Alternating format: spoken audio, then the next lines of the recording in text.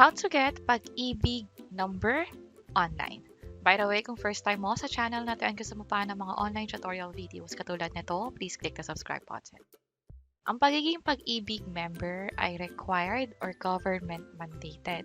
Ibig sabihin, lalo kung empleyado ka, isa sa mga requirements na hingin sa iyo ay pag-ibig number. At ang maganda niya, kung meron kang pag-ibig number, ibig sabihin pag-ibig member ka na at eligible ka na makapag-ipon at madoble yung ipon mo. So pag-usapan na natin kung paano nga ba maging pag-ibig member or paano makakuha ng pag-ibig number. I-open nyo lang yung Google ninyo. Halimbawa, i-search nyo yung pag-ibig online. Makikita nyo tong website na www.pag-ibigfundservices.com. I-click itong member. At kung ang gamit nyo ay cellphone, click nyo lang yung Chrome at i-search yung pag-ibig online katulad nito. Meron ding website na makikita, pag-ibigfundservices.com. I-click yung Be a Member. And then, register ang gagawin natin. Click lang tong Continue. At fill upan lang natin to. Last name or apelyido, first name, middle name. Kung sakaling ko lang middle name, i-check lang to at ilagay yung birth details or kung kailan pinanganak. Kung ano yung character na nakikita dito, VBV35, i-type lang dito at i-click itong submit. Dahil mas malaki yung view sa computer, proceed tayo dito. Pero kahit anong device ang gamit nyo, mapa cellphone man yan, or laptop or computer katulad nito, pareho lang yung mga hihingi information, pareho lang yung magiging proseso. Nakompleto ko na lahat ng info na hinihingi nila, i-click lang tong submit. At mapupunta kayo sa page na to kung saan yung member name nakalagay na kaagad dito. Sakaling yung pangalan nyo sa birth certificate ay hindi kapareho nung nakalagay dito.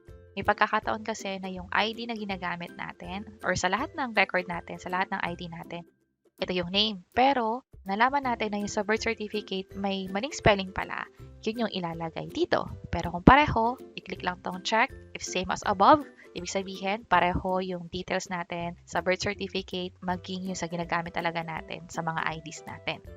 And then, ilagay yung pangalan ng tatay at nanay. Para sa nanay, required ito. Mother's maiden name, ibig sabihin pangalan ng dalaga pa lang siya. Sa father naman, although hindi siya required kasi nga walang asterisk katulad nito, ilagay nyo na lang din, lalo kung meron naman. At ang pinakadahilan lang talaga kung bakit hindi siya required dito is para dun sa mga may solo parent na ang nagpapalaki sa kanila ay yung nanay lang nila. Again, kung merong details about sa father or sa mother, lalo kung nag-reflect yon sa birth certificate nyo, ilagay nyo na lang din dito. At ganito yung magiging itsura niya, click ko na yung next. Other info naman. Bali, pinalapan ko lang siya. Yung birth date o kung kailan ka pinanganak, meron na kaagad to. Diba kanina nung nag-sign up tayo, hiningi na yung birthday? Yun yung makikita natin dito. Place of birth, saan pinanganak, click lang to at piliin dito. Kung sa ibang bansa, piliin yung bansa, pero kung hindi naman, dapat naka-uncheck to at piliin yung lugar. Una, yung region muna, next yung province and municipality. So, halimbawa, dito siya, then click ko lang yung okay. And then, yung gender naman, yung pinanganak, male or female, yung height, and yung weight na din. Yung TIN number, SSS, GSIS, maging yung CRN, hindi ko na nilagyan ng info, hindi rin naman siya required. Pero kung meron na kayo nito, pwede nyo rin ilagay. Citizenship, Filipino, pero kung hindi, may option naman yan dito, piliin na lang yung country. Civil status, single, married, or separated, annulled, widower. Kapag married, ilalagay nyo yung details about dun sa spouse or asawa ninyo. Kapag single, naka-NA na yan. And then, prominent distinguishing facial feature. Ibig sabihin, ano yung makikita agad dun sa facial or sa mukha ninyo? Pwedeng nunal, katulad nung sa akin dito. Frequency of membership savings, ang pinili ko na lang din dito ay monthly. Lalo kung magiging empleyado pala kayo, ang pagkulog sa pag-ibig ay monthly. Makikita nyo to doon sa kinakalta sa sahod ninyo. Click natin yung next. Address naman. Yung permanent address at present address ko pareho lang. That's why chinek ko na to. So kung mapapansin nyo, parehong-pareho dito. And preferred mailing address, permanent yung pinili ko. Click ko na yung next. Contacts. Andito yung email address.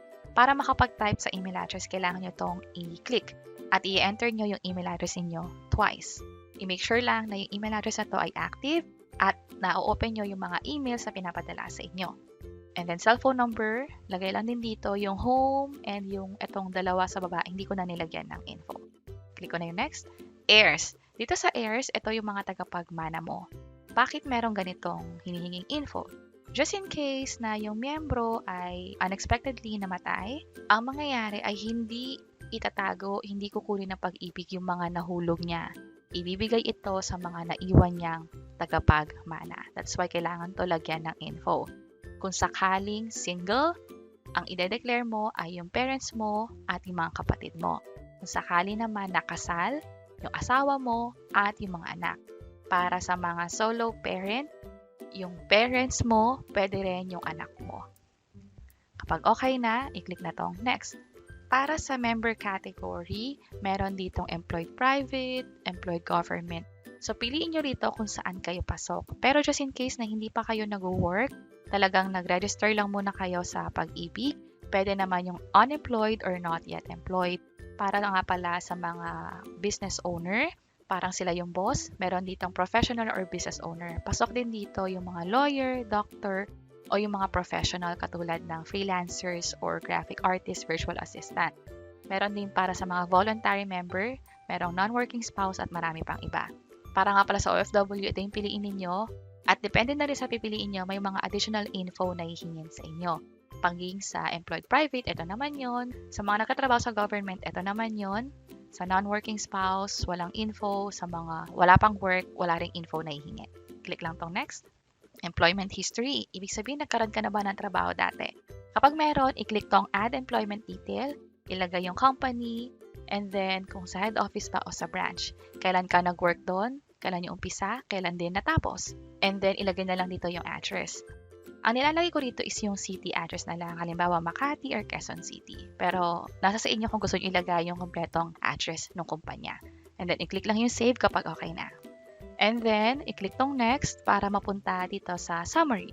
Dito, kailangan yung i-submit na. Pero bago yon, basahin nyo muna to kasi kailangan tama yung mga nilagay nyong information. So, dapat i-double check nyo na. Isa-isahin nyo na lang yung mga tabs na to, i-double check yung spelling, i-double check yung info na nilagay ninyo. Kapag okay na, i-click itong Submit Registration. At kapag walang problema, walang error, dapat ganito yung makita nyo. Successful registration page, merong RTN dito. Hindi pa ito yung Pag-ibig number nyo. Temporary pa lang ito. Hihintayin nyo pa yung after 2 working days mula sa Pag-ibig para magkaroon na kayo ng Pag-ibig number. Hindi ito i-email. Kayo mismo yung mag-check online kung meron na ba kayong Pag-ibig number. Yung 2 working days nga pala, hindi kasama yung holidays, hindi kasama yung weekends. At dito rin sa same website, pagibigfundservices.com, pumunta lang sa Be a Member. Verify MID number naman tayo. Ito na yung part na hihingin yung RTN, yung nakita nating numero kanina. So, i-enter ko lang siya dito. And then yung last name, i-double check kung tama lahat ng info, maging yung sa birth date.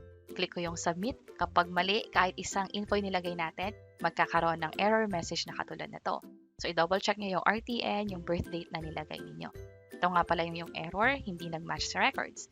Click lang tong close at i-edit yung info na pin-provide. Kapag okay na, makikita nyo yung permanent Pag-ibig number ninyo. Ito na yung ibibigay ninyo sa HR or sa kumpanya na nag-require sa inyo ng Pag-ibig number. At kapag mag-apply kayo sa ibang company, same Pag-ibig number pa rin ang ibibigay ninyo. Isang Pag-ibig number ang meron sa inyo. Hindi na dapat kumuha ng panibagong Pag-ibig number. At ganoon kadali, maging Pag-ibig member, dapat meron na kayong Pag-ibig number na siyang huhulugan ninyo. At kapag meron na rin kayong Pag-ibig number, mas maganda na meron kayong virtual Pag-ibig account. So, paano yon? Gumawa kami ng hiwalay na tutorial video kung paano mag-sign up. Click lang yung create an account, click continue at may mga hinging information sa inyo.